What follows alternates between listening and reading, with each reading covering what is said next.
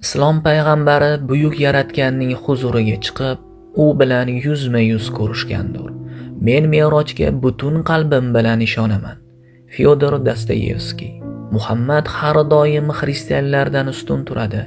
U insonni Xudo deb bilmaydi va o'zini Alloh bilan bir tutmaydi.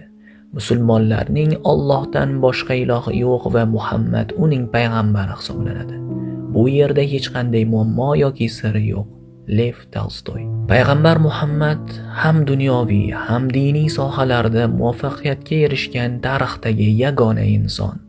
Dunyodagi ta'siri eng buyuk inson shubhasiz Muhammaddir. Michael Hart. Payg'ambar Muhammadning hayotining 2-kitobini tugatdim. Bu buyuk hayot haqida o'qishni davom ettirishim uchun hech narsa qolmaganidan juda ham afsuslandim. Islomning yoyilishi esa hech ham qilich sababli bo'lmagan, balki payg'ambar Muhammadning tavozisi va axloqi sababli bo'lgan. Mahatma Gandhi.